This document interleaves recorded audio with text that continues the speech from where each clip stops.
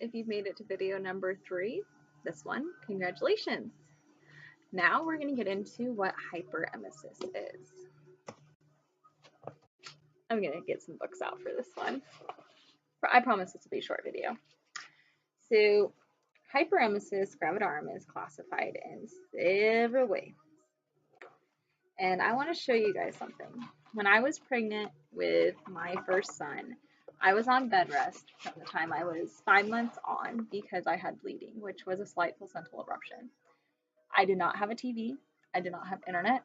I didn't even have a cell phone to text people.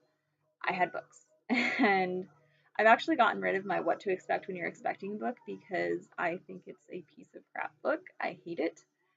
And I could not handle having it in my house anymore because it doesn't teach women to advocate for themselves. It just teaches them how to be silent and go along with it, which the information in it's really kind of cool as far as gestational age. But moving on from that, they had a little section on hyperemesis and it was very similar. This book is amazing, by the way. Like, when I'm pregnant and I'm struggling and so sick and so depressed and so angry, this book has basically real life sizes of your baby, and I'll show you real quick. That's a penis, I'm sorry. It tells you about sex. Even has graphic pictures of how babies are made. We're gonna move on from that. Look at that. That's huge. Like, that's, and that's 5 months. So in this one, hyperemesis gravidarum. Vomiting in early pregnancy can be so severe that no fluids or food can be kept down. In contrast to women with normal morning sickness who gain weight, those with hyperemesis gravidarum lose weight and may become dehydrated.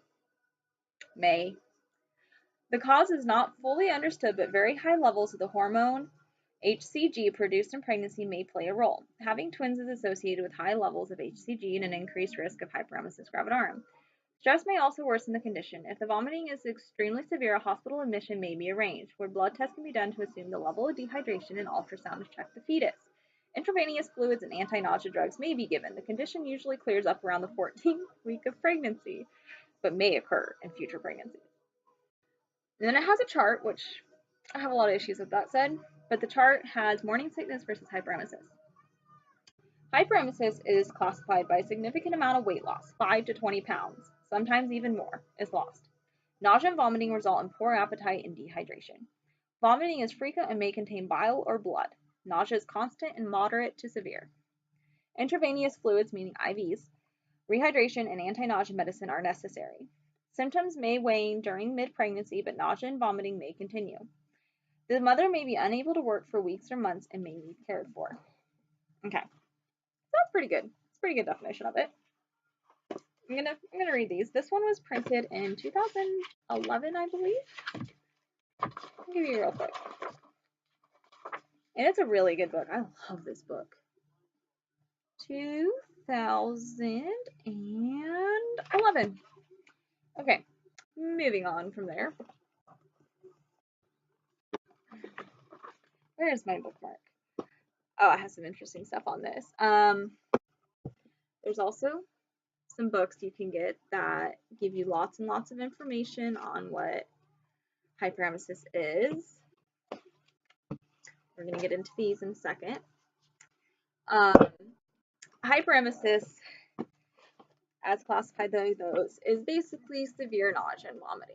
And I think far too often I've seen a lot of women say, well, I wasn't hyperemetic. I wasn't like you. I wasn't that bad. I mean, I got really sick and dehydrated, but I still was able to eat and drink.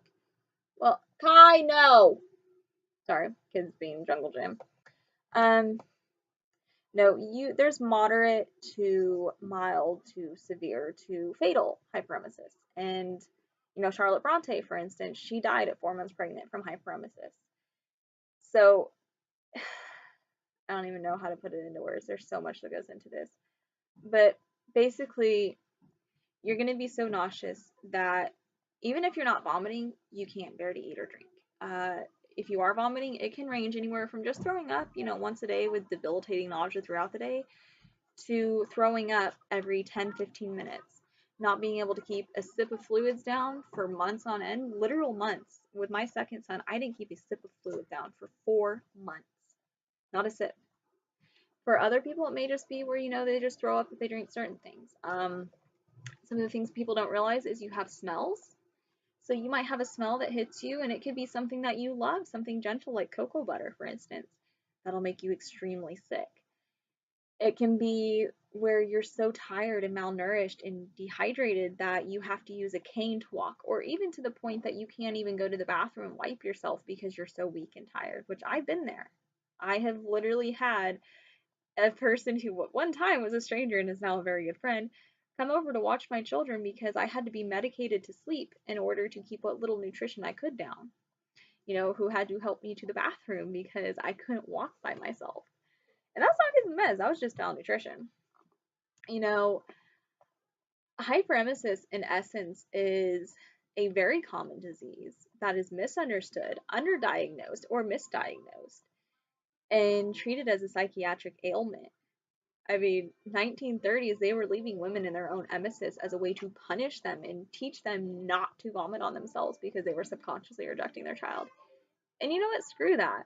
I've known women who tried for years, who battled infertility, who went through everything from the injections to the hormone treatments to everything just to get pregnant and got hyperemesis. So it's not like they just wanted to reject that baby. They tried and they wanted it and they still got sick. So that idea is a load of crap. And it's just kind of like, you know, hyperemesis, it can be something that's just kind of a pain in the butt. And, just kind of like, oh man, my pregnancy sucked. I really don't want to do it again. Or it can be something so severe that it kills unborn children. And it does. It can be so severe that it causes the mother's life to end early, even if it's not during the pregnancy. But the amount of damage done to her body, boys, get down. The amount of damage done to her body can cause her life to end earlier than it should.